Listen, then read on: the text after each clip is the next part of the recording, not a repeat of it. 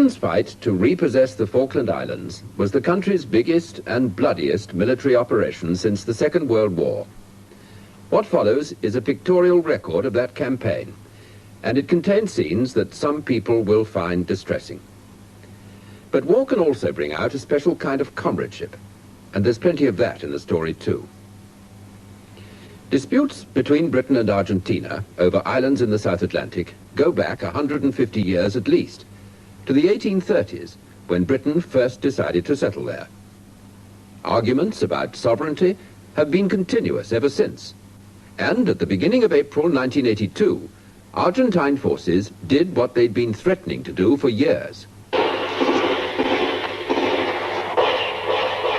got as well and truly pinned down, but they're not trying to attack, so I think they're waiting for the armoured personnel vehicles to come.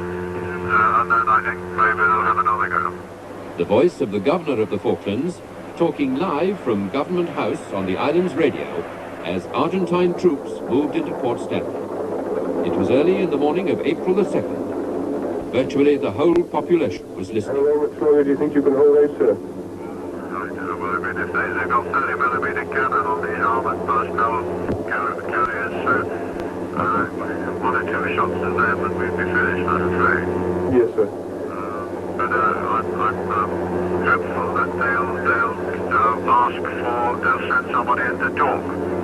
And you'll talk to them, will you, sir? Talk to them, but I'm not walking out. I'm not surrendering to the bloody arches, Patrick, certainly not. But despite the governor's defiant stance, within just a few hours of the landing, the Argentine flag was flying in the grounds of Government House. There had been a brief skirmish with the 64 British Marines defending the islands. One Argentine armoured personnel carrier was knocked out and several of their men killed. But outnumbered by more than 10 to 1, there was little the Marines could do.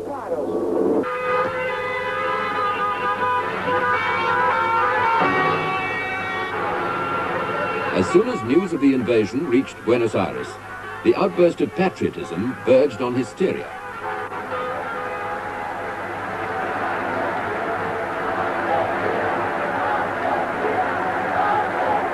From childhood, every Argentine is taught that Islas Malvinas, as they call the Falklands, belong to them. Taking them over, and 2 days later South Georgia, was a hugely popular move, guaranteed to keep people's minds off less palatable facts, like Argentina's massive inflation rate, or the widespread political repression.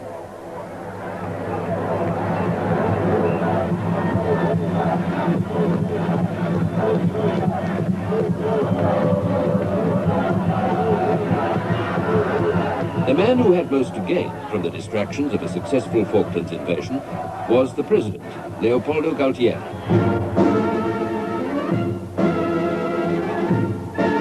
The president's power came from the army. He was also commander-in-chief. And as long as the army was winning, so was he. Supporting the president in the three-man ruling junta was Admiral Anaya, head of the Navy. The third and junior member was Brigadier Lamidoso, head of the Air Force.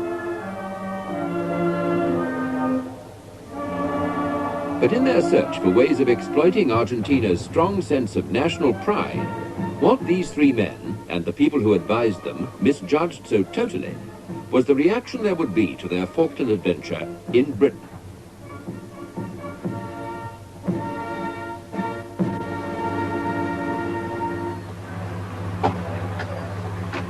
Prime Minister, BBC, can we have a word about the situation? The House meets this Saturday to respond to a situation of great gravity.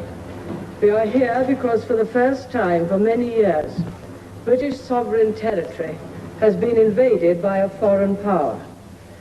After several days of rising tension in our relations with Argentina, that country's armed forces attacked the Falkland Islands yesterday and established military control of the islands. The government has now decided that a large task force will sail as soon as all preparations are complete. And that didn't take long.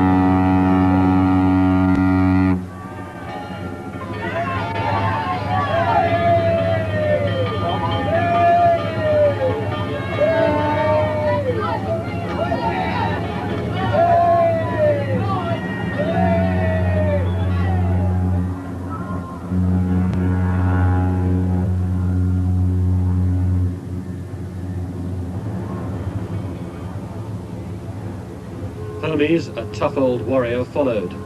But despite her age and craggy appearance, she had the best communications. She would be the flagship of the most powerful fleet Britain had ever put to sea.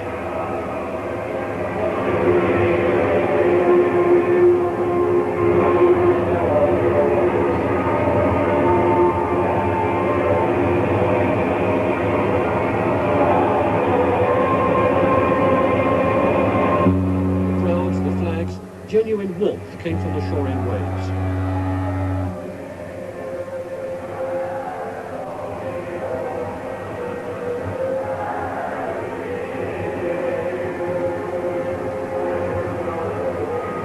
Few had ever seen the like before, and more than one came close to tears.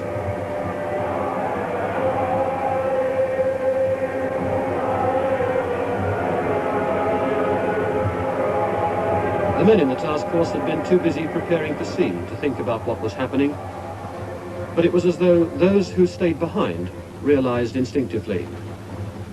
The feeling of support back home was to remain a powerful source of comfort throughout the campaign.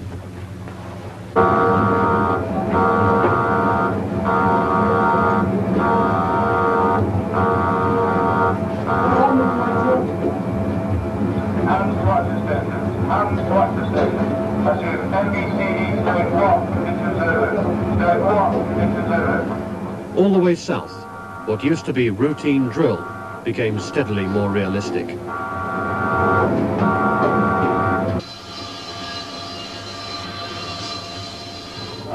FLICO, Flight Control, had the task of keeping the flight deck open 24 hours a day. Friendly get airborne. That's right. He had agreed.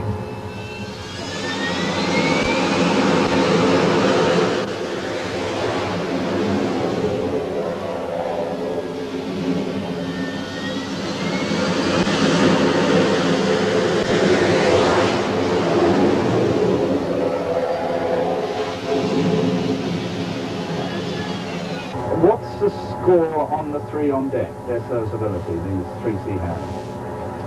They're all good. So you're telling me that I've got 9 up at the moment.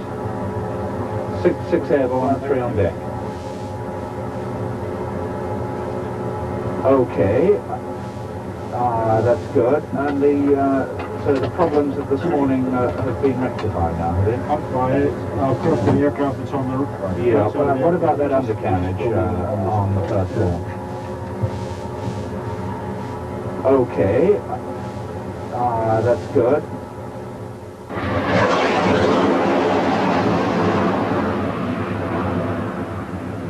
Dawn display of the Harrier's firepower.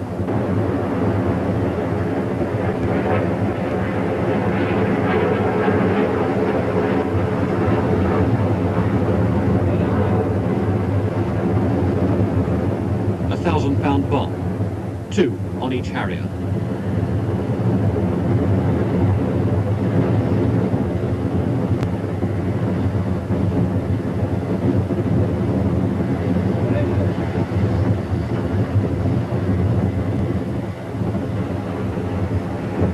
Rockets fired at a smoke target in the sea.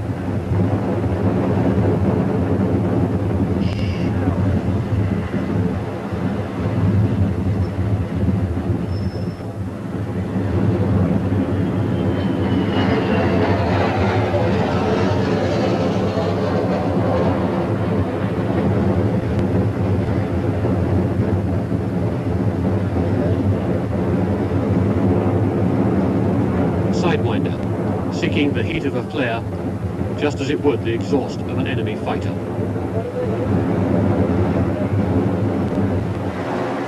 And a cluster bomb which sprays shrapnel.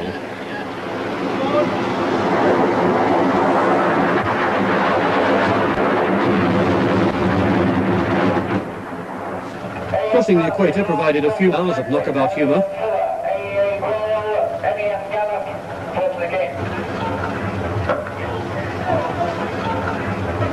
Those of us who had not crossed the line before, and a few who had, got seized and dumped.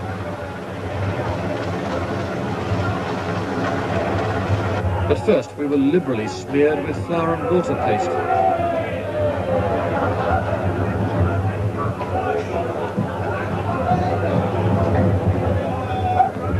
People were pulled in from all over the ship to pay homage to King Neptune. Keep your mouth shut! Kiss the bloke's hand! Take him away! Ah! The frog! Jump! Don't go on, you guys!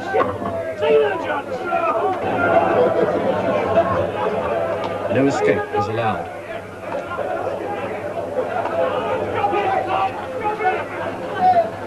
And trying was foolhardy. Take this one over! Beat him up, then! Come on, beat him! Come on, take him to the judge! Out, John!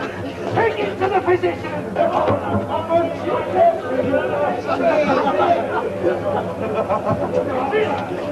The concoction they tried to make everyone drink had the foulest taste imaginable.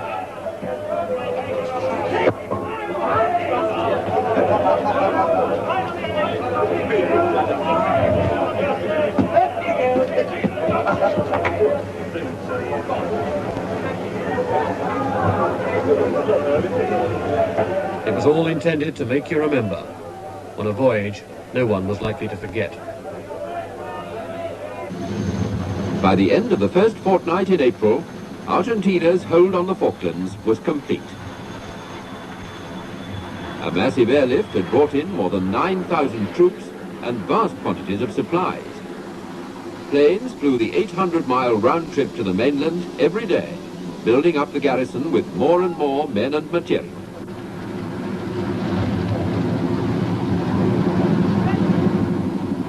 In a move to stop the constant flow of reinforcements, Britain announced a total exclusion zone around the islands. In effect, a blockade.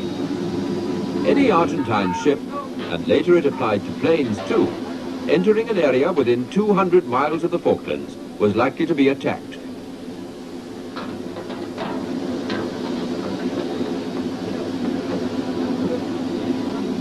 For the Argentines, it meant that restocking their supplies became a hazardous business, though they did manage to get some things through right to the end. The commander of the Argentine troops on the island, also appointed governor, was 52-year-old General Mario Menendez.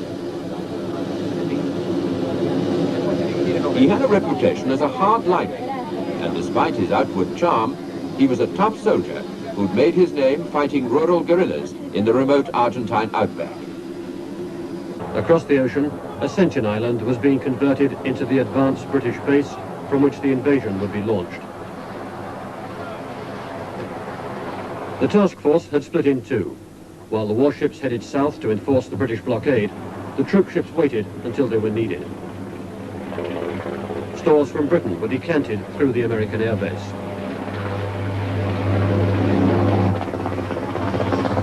Yeah, but just bring the stuff in and we'll get the